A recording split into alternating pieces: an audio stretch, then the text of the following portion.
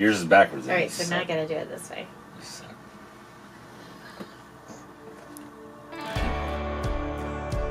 Hi, we are Nathan and Robin Fouts, and we are Faith and Freeways. The Lord just kind of dropped into my heart this idea of taking our RV with our family into cool places where people are doing amazing things for the gospel.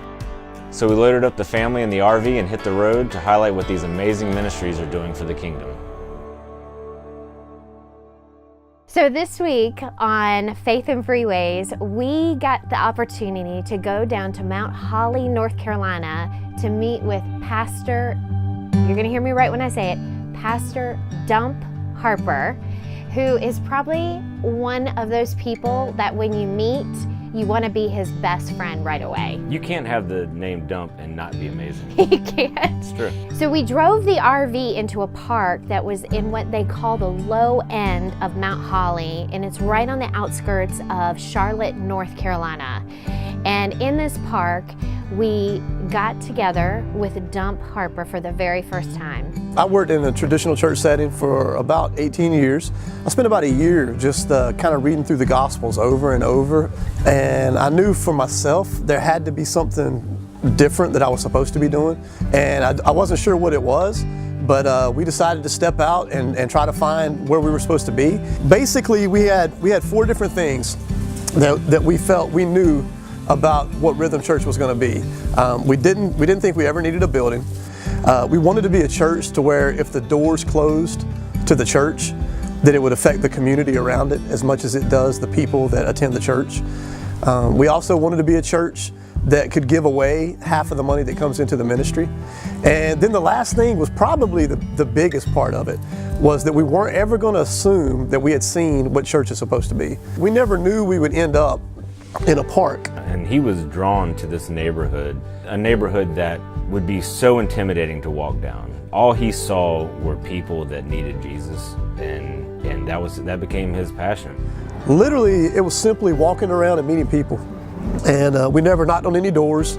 If people were in their yards, we'd stop and talk. That's basically how it all came about. Church is in a park with a bunch of picnic tables pulled around and people pulling up chairs.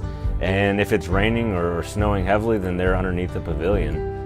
We typically take a book of the Bible and literally go verse by verse by verse, and anybody can ask a question, they can make a comment, and I think what that does is it allows us to continue those conversations during the week, and so I've been walking through before, and somebody will say, I've been thinking about what we talked about Sunday, and we get to pick up on that, and talk about it. Church isn't seen here as something that you go do.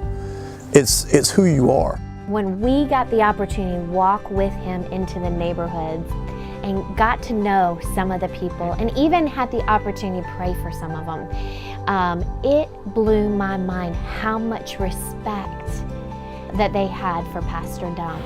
He's real friendly. He treats everybody the same, and he seems like he out to help people. He's down to earth. Dump is not fake. He's down to earth. He'll tell like it is, and he's not fake. So I like the realness that he brings.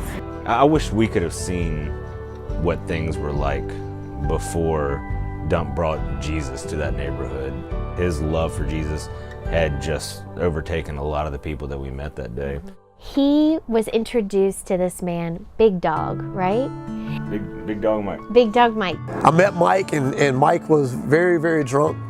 He was very agitated, and I introduced myself to him, and I told him that we were getting ready to be having church services in the park starting the next day, and I invited him to come, and he simply said, I can't come, but I'm going to go somewhere tomorrow because I need prayer.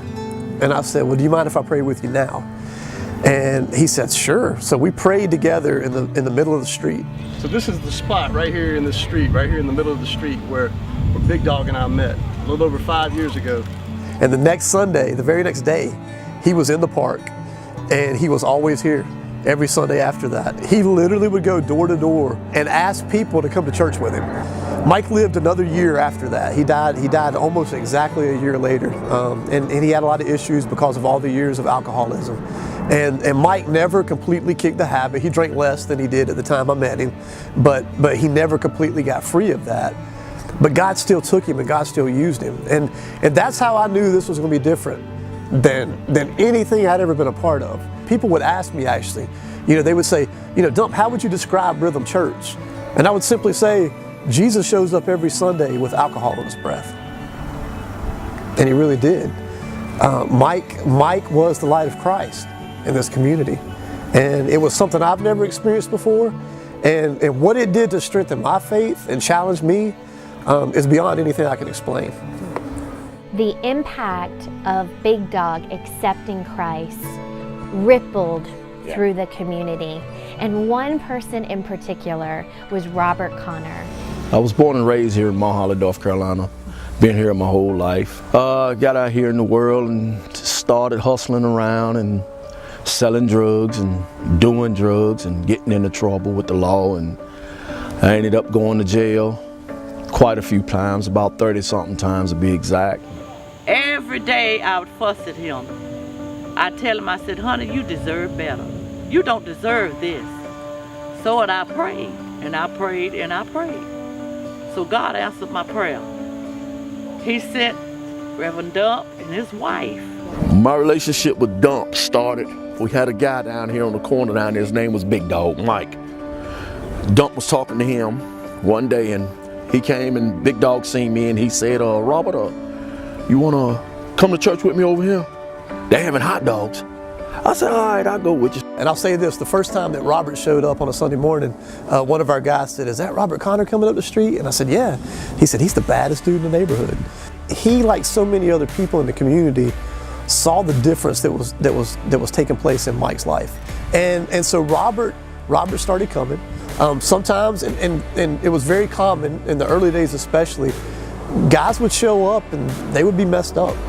They would either be drunk or they'd be high or whatever, and they would still come and they would still ask questions and they'd still follow along with scripture. And so Robert would come in that state quite a bit, to be honest with you. So with Robert, it was this up and down period where he would kind of break away from drugs a little bit. He'd fall back in. He asked me specifically one time if we could have a Super Bowl party. And so we did that, and then Robert didn't show up. So I knew what that meant. I knew that he was messed up. And then when I finally showed up, I told my Pastor Dump that I was tired. I knew I had a problem, but I needed a solution. And when I went to Brunswick Christian Recovery Center down in Chaloke, they taught us about Christ. But I got there and I stayed there for a couple months. And after a while, I told Dump, I said, I got to come back. And Dump kept asking me, why you want to come back? You sure? Because I was coming back to the environment where I was at.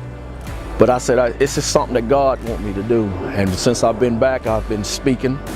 I've been talking to people, letting them know about the goodness of God. And everybody asks me, how did I do it? How did I do it? I have to keep telling people, I didn't do nothing. God did this. And he's just a changed person. He's really changed. What God has done in his life and the impact he's had on other people in his community is more or less just carrying on what Big Dog had already done, to be honest with you. But what's also great is when you hear of the people who also serve with Pastor Dump. I got involved with Rhythm when Dump came to work on my crew, installing security equipment for the company that I work for. And didn't want to meet him, didn't want to know him, didn't want to hear his story, because I had just come out of being fired from my last church. And it took me several months to come and see what it was, but minute one, I knew it was something I wanted to be part of. I think that too often people assume that it has to be something big to make an impact, but all it takes is one person to take one step towards one relationship